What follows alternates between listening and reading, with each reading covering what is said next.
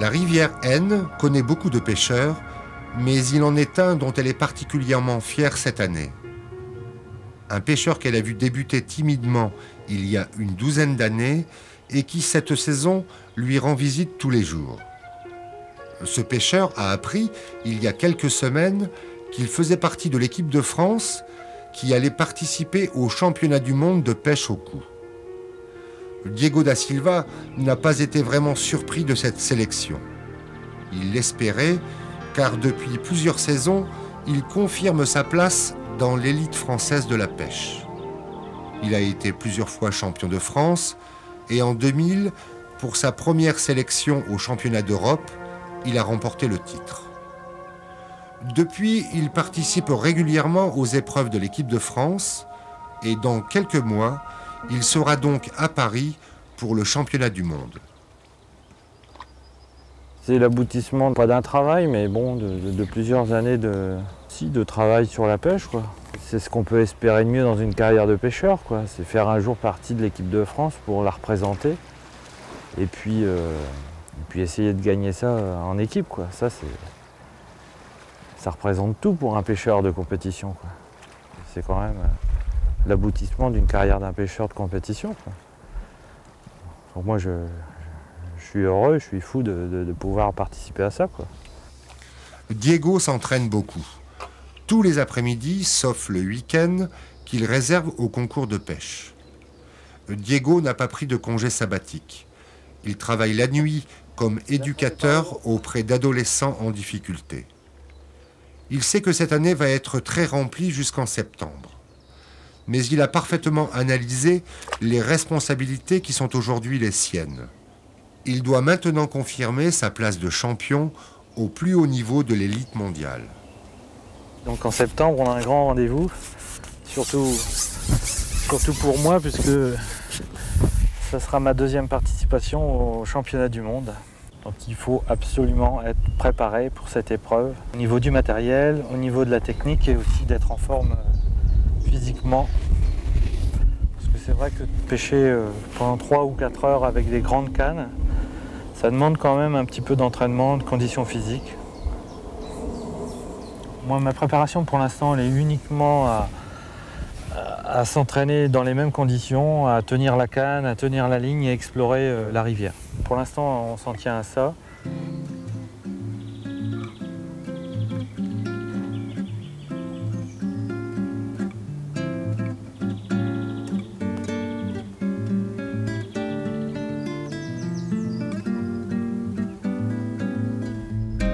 Là, le poisson est au milieu de la rivière, avec l'élastique.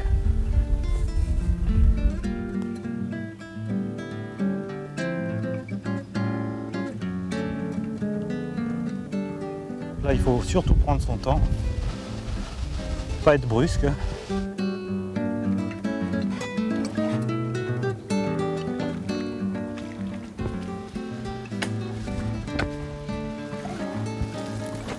Donc là, quand je dis qu'il faut aller doucement, la preuve, c'est que l'hameçon s'est décroché et s'est planté dans l'épuisette. Donc il faut vraiment aller doucement jusqu'à la mise à l'épuisette.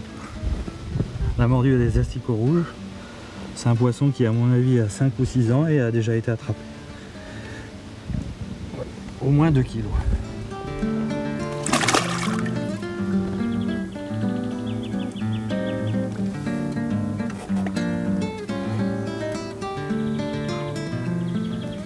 À mon avis, il y a 2-3 gros poissons à prendre. Là. Comme il y a beaucoup de courant, ils sont cachés derrière une pierre, une branche, un truc comme ça. Donc il faut vraiment aller centimètre par centimètre pour essayer de les tenter avec notre asticot. Il faut ralentir la ligne, la bloquer, la laisser aller. Et c'est vrai que de temps en temps, on a un signal comme quoi le poisson est là, quoi.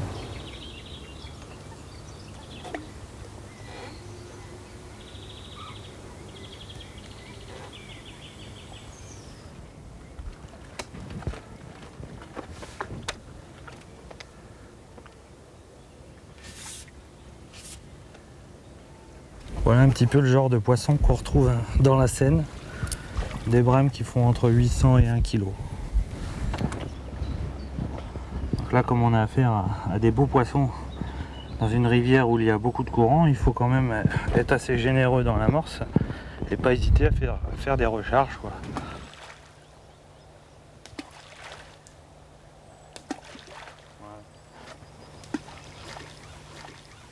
Comme tous les jours d'entraînement, Diego n'est pas seul. Plusieurs de ses amis l'accompagnent pour cette longue phase de préparation au championnat du monde.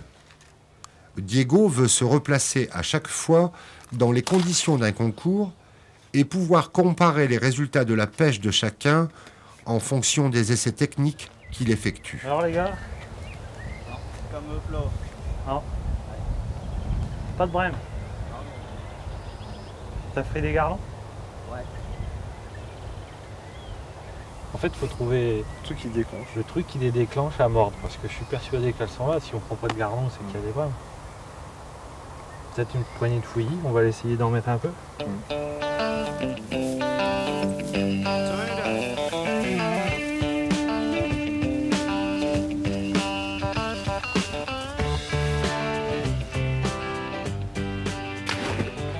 Pour la recherche du fouillis, plus d'amis.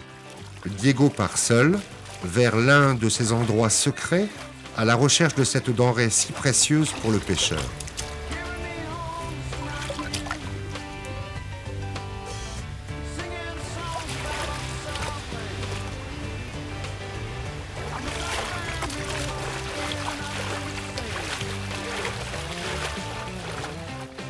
On ramasse la vase qui se trouve dans le petit ruisseau avec une petite drague. On ramasse la petite couche qu'il y a de vase où se trouvent les larves de moustiques.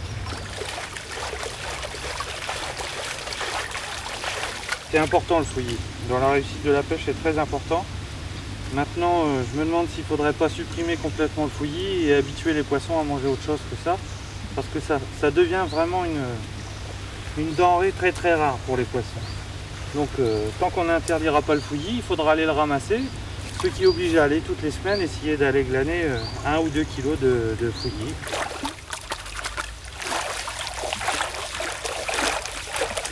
Le fouillis étant pesé sur les concours, on essaie de retirer le maximum d'impuretés pour avoir une larve vraiment pure.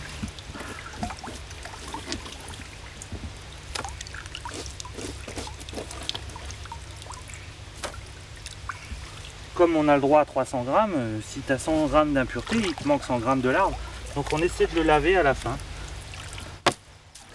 Ici, que de la grosse. Hein. Comme tous les jours d'entraînement, le lieu de pêche est fixé par Diego. Difficile de le joindre au téléphone à l'heure du repas. Ils sont plusieurs à l'appeler pour pouvoir se joindre à lui. Aujourd'hui, Jacques est là.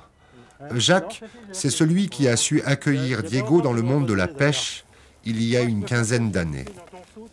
Jacques est bien sûr heureux, fier d'avoir pu transmettre sa passion à quelqu'un qui est devenu un champion. Oh, je l'ai rencontré pas loin d'ici, à un endroit qu'on appelle le Mail.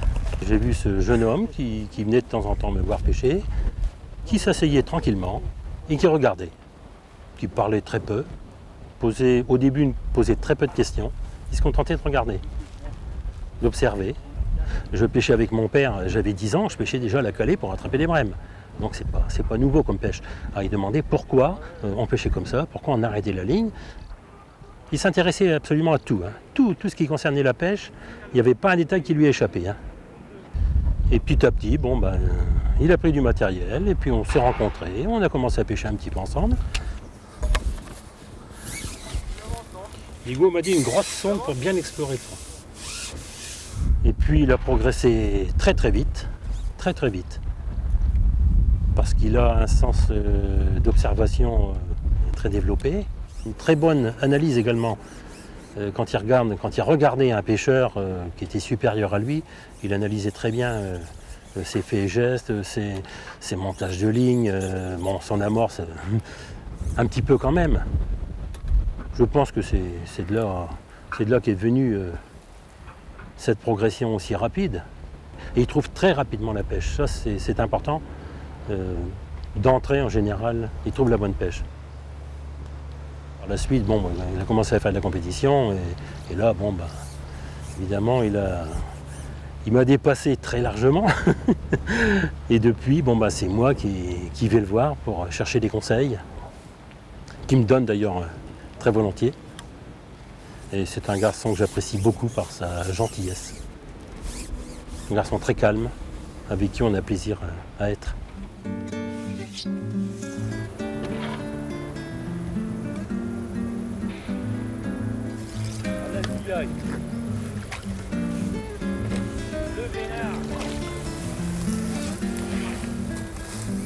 J'ai rencontré Jacques un jour sur les bords de rivière et je commençais à pêcher.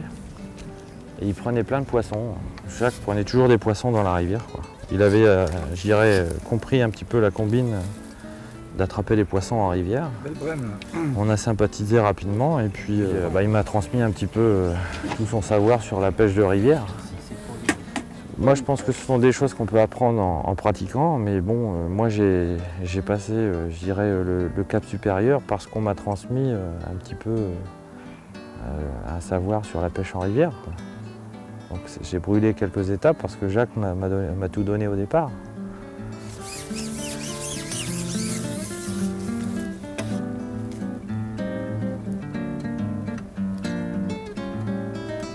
Quand on a le sens de l'eau, on va plus vite que les autres, quoi.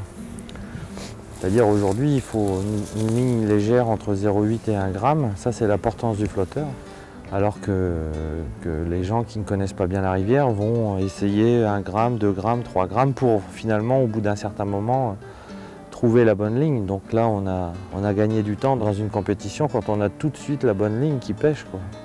Donc ça, le sens de l'eau, en fait, je pense qu'on l'obtient en pratiquant la pêche, quoi, en y allant souvent.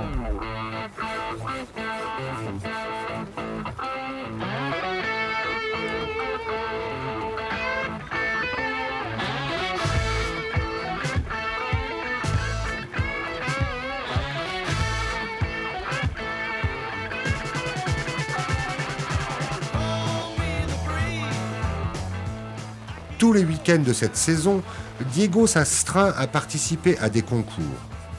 Certains sont renommés, comme l'Open Déclic. Mais il aime aussi rejoindre ses amis sur les concours de la région. L'objectif de Diego est le même, pêcher et encore pêcher, pour affiner sa pratique et ses essais techniques. Parfois, les résultats sont là, mais souvent Diego n'est pas dans les premiers. Il ne s'en offusque pas. Son rendez-vous est en septembre et comme un marathonien, il engrange les heures d'entraînement pour être au top à cette période. Et puis, sa réputation de champion précède toujours sa participation à un concours. Et il ressent une certaine fierté à être ainsi reconnu par ses amis pêcheurs. Attention, Diego ne rime pas avec frimeur. Champion, d'accord, mais un champion amical, accessible. Diego aime la pêche pratiquée avec sérieux et technique, mais il sait partager avec les pêcheurs passionnés ces moments passés au bord de l'eau. Il a pris ce qu'il fallait prendre et puis après il a été plus loin, quoi. Il a été plus loin que les autres, quoi. Il a fait en 12 ans ce que les autres ils font peut-être pas pendant toute leur vie de pêche. Voilà, c'est tout, il est plus fort, il est plus fort. Il a une tenue de ligne, il a une réaction par rapport à la pêche, il a le savoir. Il a le savoir. Et puis il n'a pas hésité à s'investir pour aller à droite à gauche, quoi. Chose que tout le monde ne fait pas, quoi. Il sait réagir. Il n'hésite pas, lui. Il commence avec une ligne, ça va pas, il va changer. Bon, il y en a d'autres, ils vont finir avec ce qu'ils ont, puis ça va bien. Puis il va vite à étudier la pêche, quoi. Il est très très bon.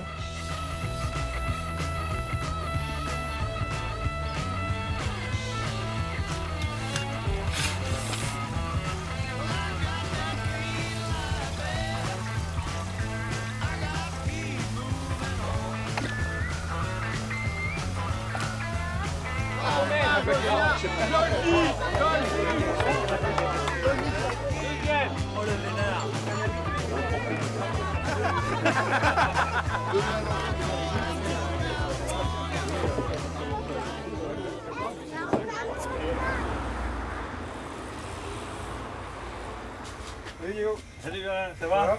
Allez. Est-ce que tu as reçu ma commande sans sas? Oui, je te livré hier. Déjà? C'est rapide. Hein. C'est rapide, oui. J'avais commandé un petit peu d'amorce pour l'entraînement et puis aussi des nouveaux flotteurs. C'est de la bonne en plus, ça. Hein. Ça doit pêcher, ça. Ouais, c'est bien, les gens ont pêché avec pendant la semaine. Là. Et c'est vraiment, ça pêchait bien dans les vagues. Quoi, et en quille fibre, ça allait? Bah non, si tu veux, on a choisi la quille carbone interne parce que... Au cours de cette saison de préparation, Diego ne laissera pas passer une semaine sans aller rendre visite à son ami Alain, qui le suit et le supporte depuis plusieurs années. On discute, on fait le point sur les derniers équipements reçus et bien sûr sur la préparation pour le championnat du monde. Bon, la Morse da Silva, on a laissé une place pour mettre champion du monde 2001, c'est bon? Ouais. Ça ira, puis après on verra par la suite, on fera des grands papiers à ce moment-là. Pour mettre tous les titres. Bah là, je viens régulièrement 1 à 2 fois par semaine voir déjà mon ami Alain et puis profiter pour faire mes courses pour les concours, prendre quelques asticots, acheter quelques bricoles. Mais avant tout, c'est pour voir Alain et Yanis, quoi. Ouais, 1 à 2 fois par semaine. Ils sont beaux, hein. Ils sont frais, ceux-là. Ouais, ils sont frais. Apparemment, ça mord souvent au bronze. Bah, du rouge aussi. Hein. Le poisson, avant d'aspirer, enfin avant d'avaler, aspire une fois. Donc c'est un petit peu la touche, tu vois. Il transmet, quand il aspire l'asticot, il transmet la touche, tu vois, une touche. Et souvent après, la touche part. C'est quand là, il l'avale. Donc si l'asticot est trop dur et pas frais et tout machin, il peut le cracher. Donc si c'est bien frais, c'est tendre, hop, il avale ça directement, quoi. Et puis c'est aussi dans la tête du pêcheur, à mon avis. Pêcher avec des âges frais, une amorce fraîche. Donc là, on essaye d'avoir toutes les qualités de son côté, quoi. Bon, bah il n'y a plus qu'à acheter tout ça à l'eau. Hein. Ouais. Et puis, Diego. Salut Alain. À dimanche soir sur le podium alors. Pas de problème. Tiens. Je pêche pas beaucoup de poissons, mais je pêche quand même un petit peu. C'est beaucoup de préparation, beaucoup de temps à être toute seule, parce qu'il y a beaucoup d'absence. Un peu d'angoisse, je sens déjà, un petit peu. Il dit non, mais si. Voilà la plombée. Donc on sent qu'à la moindre touche, le flotteur s'enfonce. Pour le championnat du monde, là, j'aurai à peu près 200 lignes de prêtes et de montées qui viendront d'être montées donc avec un fil qui n'a jamais pêché. 200 lignes, donc d'une portance de 0,40 grammes jusqu'à 30 grammes, où là on commence à avoir de très très gros flotteurs, pour parer à toutes les éventualités, quoi. Faut prendre soin du matériel. Quand tu vois qu'il faut manier des cannes en carbone qui coûtent des milliers de francs, donc quand tu t'es payé ça, il faut vraiment en prendre soin, quoi. Il faut être soigneux. Les lignes, c'est pareil, il faut y aller tout doucement, parce que en fait, comme tu as 5-6 plombs d'étalés, si tu jettes ça n'importe comment, aussitôt tu t'en mêles et la ligne elle est plus valable, quoi. Donc il faut être un petit peu soigneux, il faut être patient. Il y a plein de qualités pour un bon pêcheur, quoi. Il faut être calme, il ne faut pas s'énerver parce qu'on a loupé un poisson.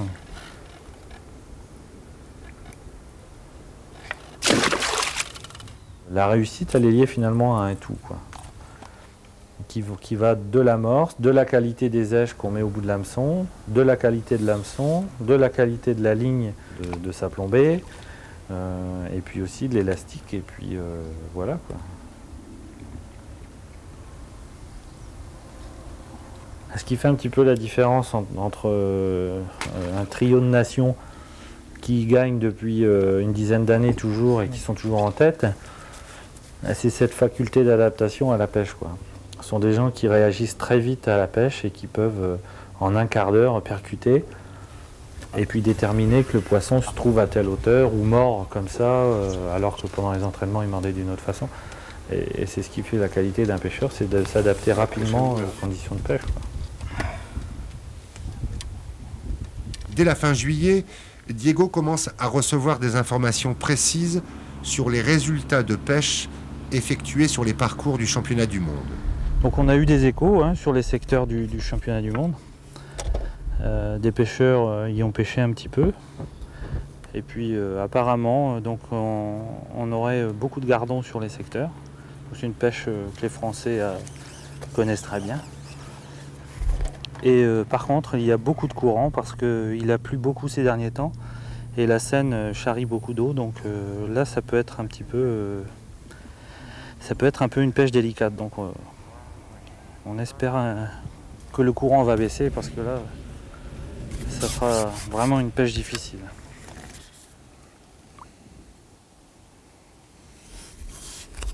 Alors, celle-là, elle va faire du mal à la peser. Les semaines passent. Diego parle de plus en plus souvent de son rendez-vous de septembre, de ses contacts avec les deux capitaines de l'équipe de France qu'il a très souvent au téléphone. Il poursuit assidûment ses séances d'entraînement sur la rivière Aisne, mais il a souvent l'impression d'y apercevoir le reflet de la tour Eiffel. D'habitude, la Seine se pêche entre 1 gramme, ce genre de ligne là, légère, jusqu'à 10 grammes. Là, d'après les échos que j'ai, il faudrait quand même penser à mettre jusqu'à 30 grammes, quoi. Donc ce sont des très gros flotteurs. Et bon, ça va pas être évident. On espère que le courant va baisser quand même d'ici fin septembre. La pression, elle montera, je pense, tout début septembre, là, vraiment à la première semaine d'entraînement officiel.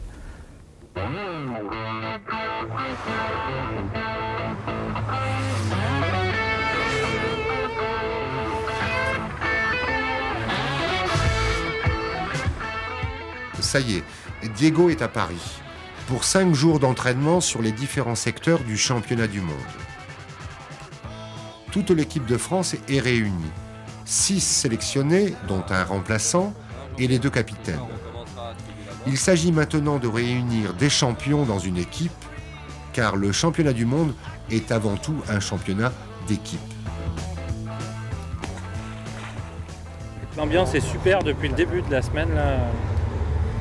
On parlait toujours de cohésion d'équipe, mais là je pense qu'on a un bon groupe et vraiment tout passe bien, quoi. Là, moi je suis vraiment content de ce qui se passe dans l'équipe.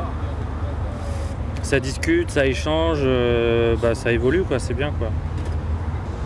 On sent qu'il y a une volonté de chacun de faire gagner l'équipe et non pas de gagner le truc à lui tout seul, quoi. Ça c'est vraiment bien, ça. On sent vraiment ce truc-là depuis lundi, c'est vraiment bien. Le secteur là, du Gros Caillou où on se trouve aujourd'hui est un secteur délicat. Donc apparemment ce matin on aurait trouvé une petite combine. J'espère que la combine va marcher, quoi, pour prendre un gros poisson.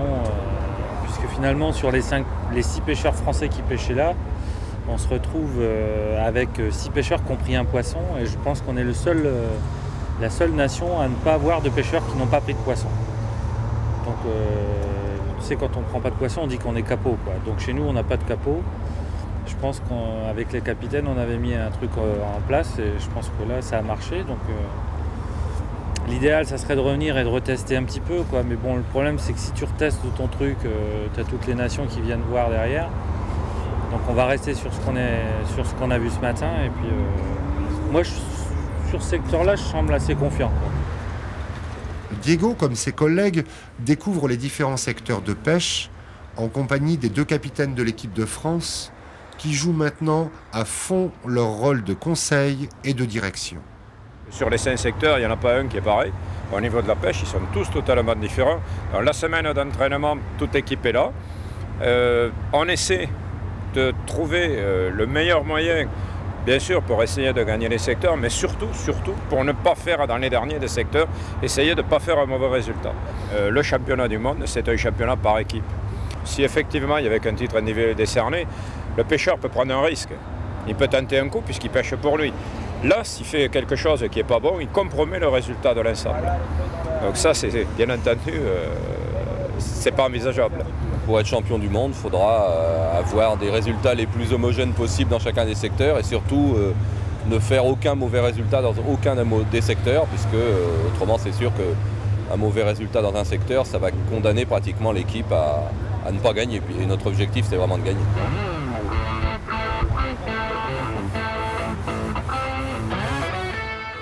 Les Français ne sont pas les seuls à s'entraîner sur les 5 secteurs de pêche en plein centre de Paris. 37 équipes sont présentes. Beaucoup sont européennes. Les plus lointaines sont les équipes américaines, sud-africaines et australiennes.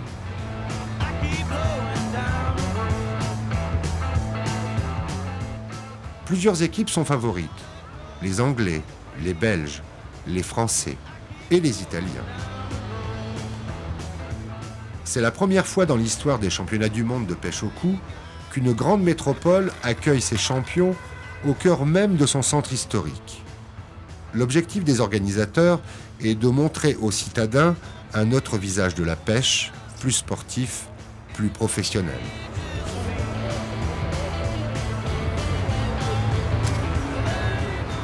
Du lundi au vendredi, toutes les équipes auront pu ainsi découvrir les 5 secteurs de pêche. De toute évidence, certains secteurs sont plus poissonneux.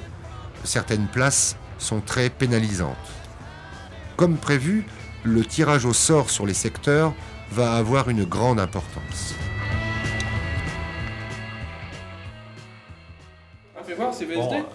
Comme tous les soirs de la semaine, l'équipe de France est réunie dans le même hôtel. Les capitaines sont confiants, même si la presse française attend beaucoup de son équipe à Paris. L'esprit d'équipe est là, l'ambiance sérieuse mais détendue. Le championnat va se dérouler en 2 manches, la première le samedi et la seconde le dimanche.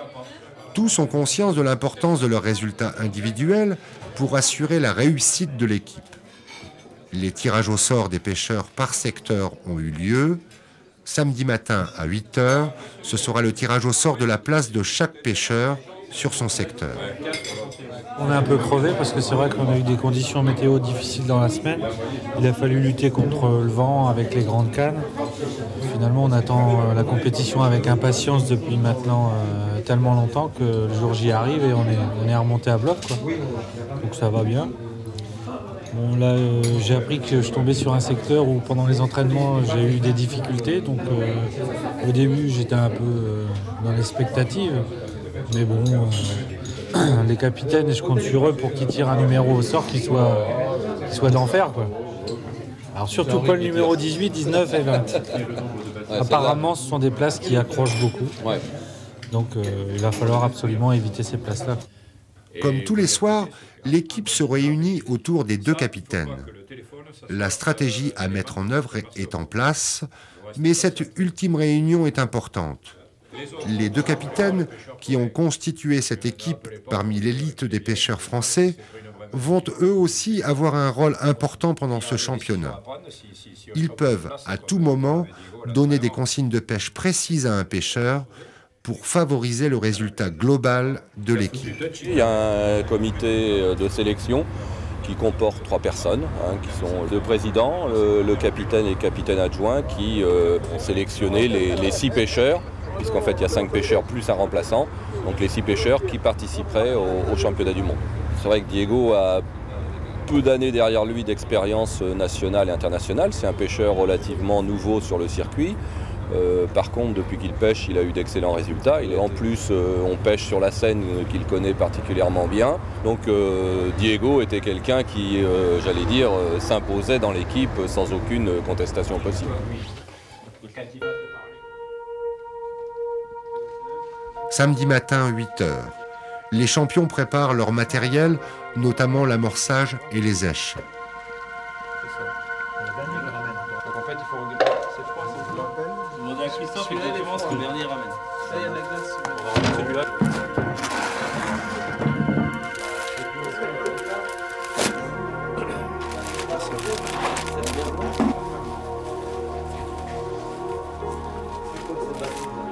Ils attendent le résultat du tirage au sort pour connaître leur place sur chaque secteur.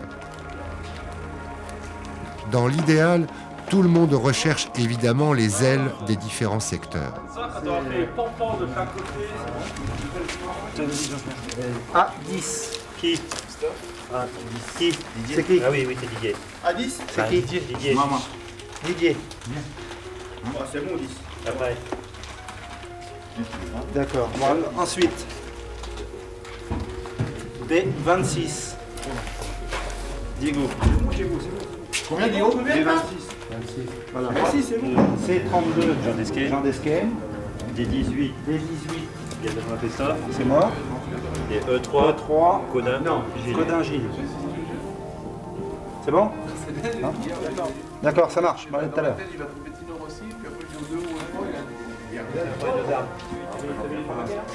C'est le 20, on avait calculé. Hier, on a calculé tous les deux. 19, 20. Les gars, on enlève le papier d'aluminium. Tu as pêché là avec Franck là? Diego pêche sa première manche sur le secteur B, au pied du jardin des Tuileries. C'est un secteur sur lequel il n'a pas fait de bons résultats lors de la semaine d'entraînement. Par contre, sa place, la B26, est une place plutôt favorable. Alors, il part à la bataille, concentré et confiant.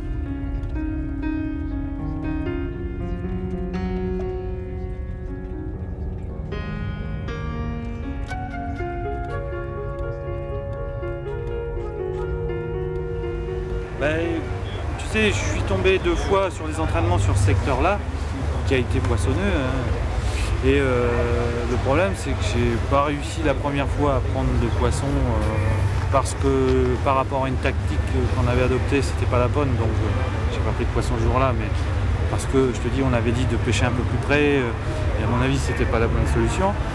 La deuxième fois, je suis revenu, je suis tombé sur une place où il y avait un muret et je pouvais jamais passer l'asticot ou le verre de vase correctement. Donc c'est pareil, j'ai pas pris de poisson, mes voisins en ont pris. Et bon, j'avais une appréhension de tomber sur ce secteur parce que bon, c'est comme ça.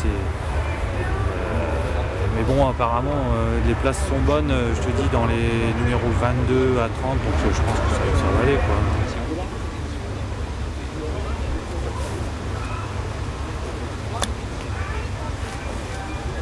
On est un petit peu stressé, la nuit n'a pas été forcément facile parce qu'on a toujours le souci d'avoir oublié peut-être un petit détail, un petit truc comme ça. Mais bon. De la pêche qui sont présentes, l'occasion de remercier les partenaires de ce jour. On voit encore une fois que Xavier vous propose gracieusement le Parisien et son émission spéciale de Paris aujourd'hui. À mon avis, ce qui va être important, c'est de ne pas négliger un peu le sondage, c'est-à-dire essayer de voir un peu ce qui se passe au fond pour déceler un accro éventuel pour se déplacer, tu vois. Là c'est un temps vraiment important dans la compétition. Là, il va falloir monter peut-être 8 cannes avec des poids de flotteurs différents et puis attaquer le fond et se mettre des œillères pour faire ce maudit poisson pour pouvoir pêcher ensuite une fois que le premier poisson est dans la bourriche pour pouvoir être plus cool et puis essayer de prendre autre chose, quoi. Le but là, ça va être de décapoter. Tant que le poisson n'est pas dans la bourriche, le premier, bon, ça va être chaud, quoi. Mais bon, on sait en plus que ça peut durer une demi-heure au départ, qu'il n'y ait pas de touche, quoi. Donc le souci sans arrêt dans la tête, c'est de toucher le poisson, mais surtout de ne pas le décrocher.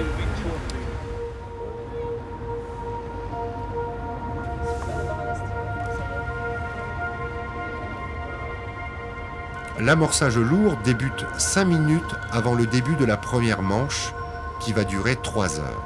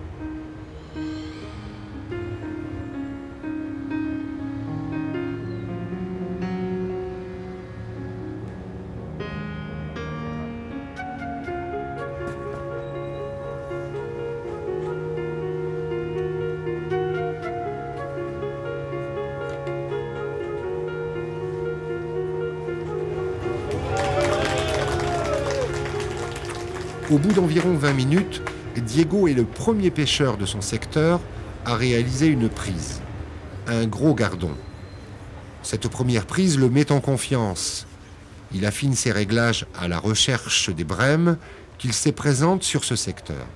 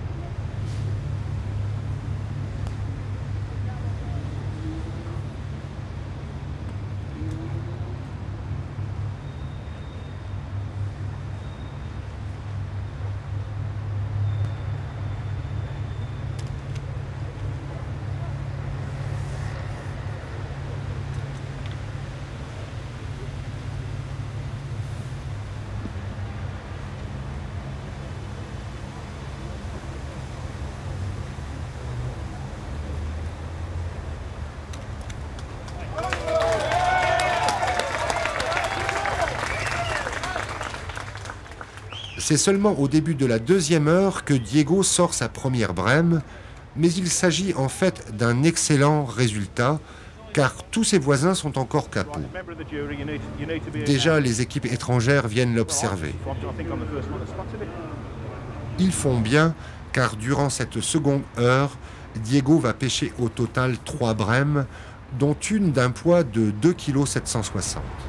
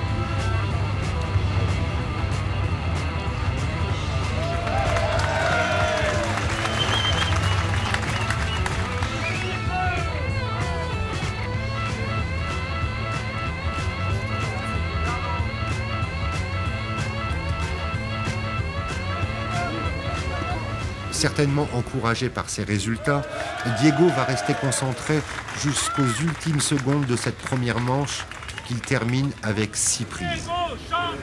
Les 6 pêcheurs en amont et les 2 en aval terminent capot. Diego attend avec impatience la pesée.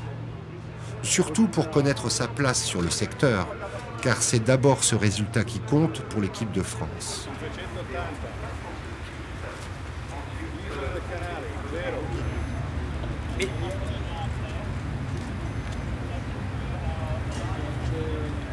« 1335, ok ?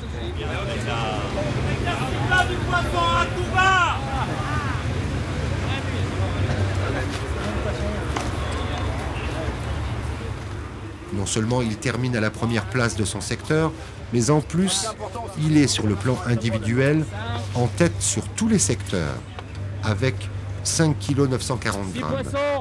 5940 !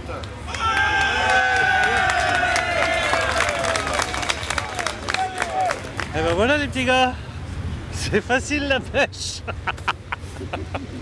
Il fallait prendre un poisson début pour pouvoir pêcher cool, hein, c'est ce qu'on disait. Et j'ai vraiment eu de la chance d'avoir une touche dans, allez, je pense dans le premier quart d'heure. Et là, bon après, alors là, ça va mieux, tu pêches bien, tu fais gaffe. Tu penses plus à ce satané poisson que tu dois prendre, quoi. Jusqu'au bout, j'y cru. Tu as vu dans les 5 dernières minutes, il faut y croire. Ce que je te disais, à chaque fois que tu relances la ligne, il faut croire que tu vas avoir la touche, quoi. Et si tu es vraiment concentré, tu l'as, quoi. J'étais en face, quoi. Ah, t'es sûr ? On l'a suivi par téléphone parce qu'on n'est pas ni l'un ni l'autre sur son secteur, parce qu'on ne pouvait pas être partout. Et comme sur ce secteur-là, ça s'est plutôt bien passé, même très bien passé, et que il y avait assez de gens pour le suivre et que tout allait bien, on a préféré rester sur des secteurs un petit peu plus difficiles, mais on est bien sûr content qu'il ait gagné pour l'équipe et pour lui, parce que je crois qu'il a aussi, lui, maintenant, une bonne chance pour le titre individuel. Il devait pêcher en 2 grammes, 2 grammes 5, je pense. Je ne lui ai pas demandé encore, mais il a trouvé la bonne pêche. Et bon espoir pour demain. Je pense que ça va bien se passer. Un petit peu de chance au tirage, et c'est bon. Bah, pour gagner l'individuel, il faudrait tomber soit là, soit au lourd. Oui. Et puis si c'est pas là, bah, c'est râpé, quoi. Mais pour l'équipe... Pourquoi c'est râpé? S'il n'y en a qu'une, de toute façon, tu la feras.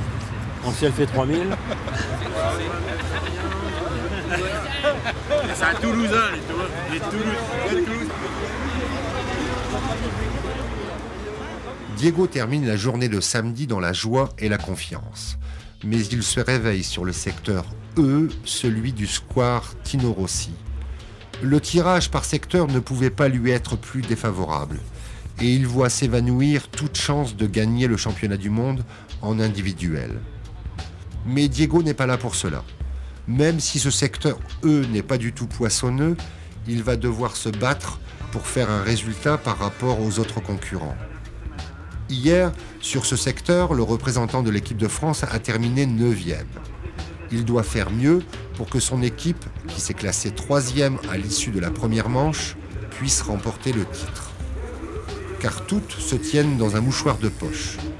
Quelques points seulement entre les Italiens, les Yougoslaves et les Français.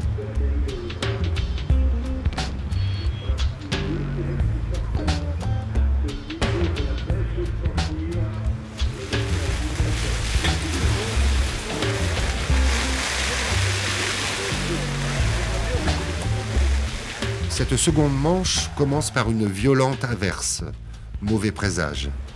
Derrière Diego, Guy, son coach, va l'assister pendant toute cette seconde manche.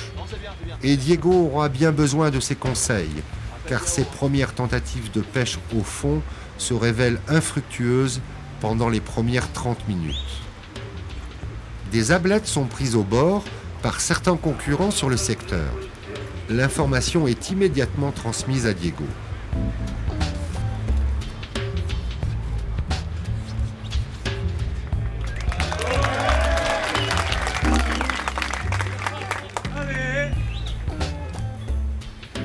Pour l'instant, c'est assez difficile parce que le poisson est situé dans le haut du secteur. Donc lui étant assez près du bas où il se prend peu de poissons, il essaye de sauver la casse, quoi. Donc pour l'instant, il a pris une ablette et on va le forcer à pêcher tout près du bord où il y a, à mon avis, plus d'ablettes. Parce qu'on a des infos sur le haut, là. Il ne se prend pas du tout de poissons autour de lui Donc il ne se rend pas compte de ce qui se fait quoi, en fait. Hein. Là il est perdu complètement. Donc.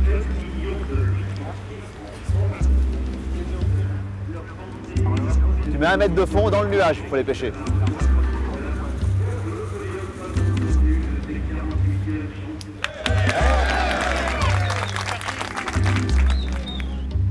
Ouais.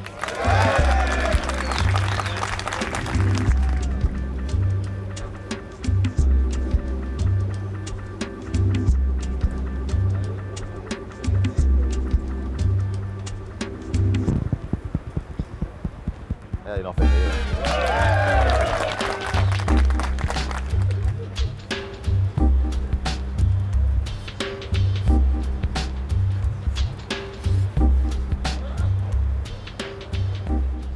Diego va enchaîner les prises d'ablette. Au total 33 pendant cette seconde manche, pour un poids total de 600 grammes.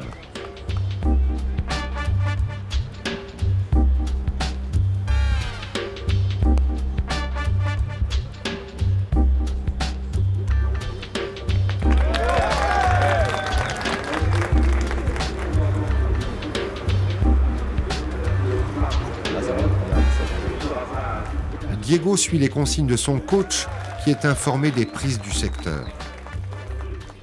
On a appris par mon collègue qui est au gros numéro que l'anglais et puis l'italien prenaient les poissons à 4-5 mètres. Donc je l'ai fait aller à 4-5 mètres et puis il a pris aussi ces poissons-là. Voilà. Et il a fait le premier par rapport à tous ses voisins, donc c'est pour ça qu'il en a pris plus. Ouais, il va rester au bord, je pense, encore une bonne heure. Et je pense qu'on va le faire aller au fond à une demi-heure de la fin pour essayer de prendre un gros poisson. Voilà, pour jouer le titre individuel. Si on est sûr que l'équipe de France gagne, et on saura en fonction des secteurs, on essaiera de le faire prendre un gros poisson à la fin. Si y a d'autres pêcheurs qui sont moins bien dans l'équipe de France, il restera à la blette jusqu'au bout pour assurer, quoi. Si on est sûr que les autres secteurs se passent bien, on le fera aller au fond pour gagner l'individuel, quoi.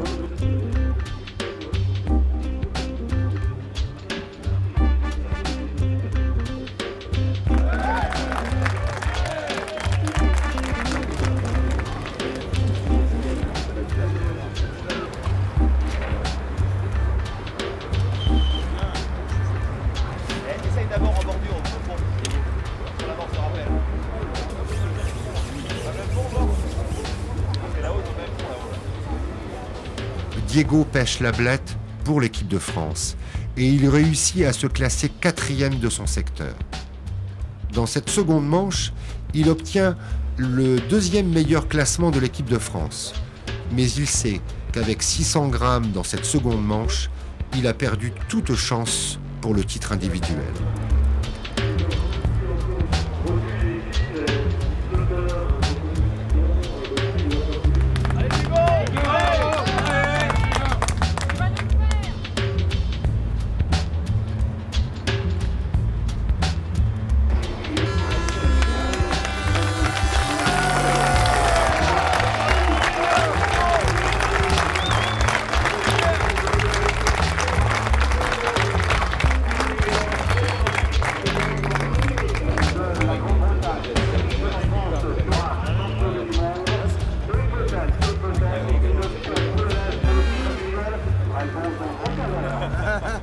Je suis déçu parce que je voulais pas tomber sur ce secteur-là. J'étais sûr que pour l'individuel, ça marcherait pas. Bon, pour l'équipe, j'ai réussi à sauver les meubles, quoi. Mais...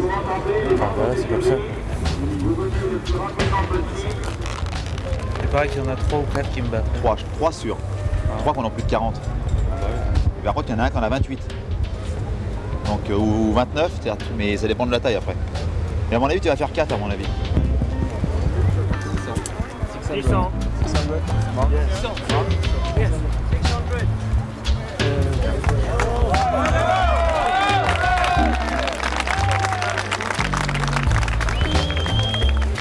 Balabeni aurait plus de poids et ce serait Balabeni qui gagnerait. Au général? Au général, ouais, individuel. Et après, c'est Polonais. Après, c'est Polonais, puis après, ça.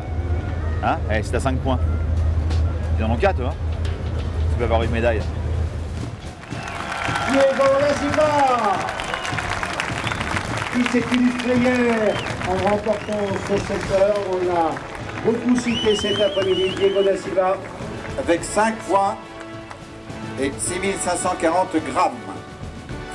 Diego n'est pas sur la première marche du podium, mais sur la 3e. Et rassurez-vous, il est tout aussi heureux, fier.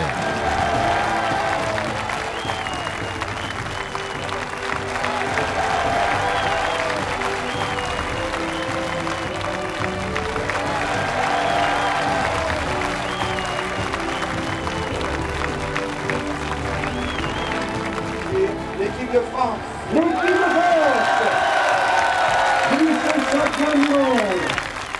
D'autant qu'avec ses amis de l'équipe de France, ils terminent ensemble second derrière l'équipe anglaise.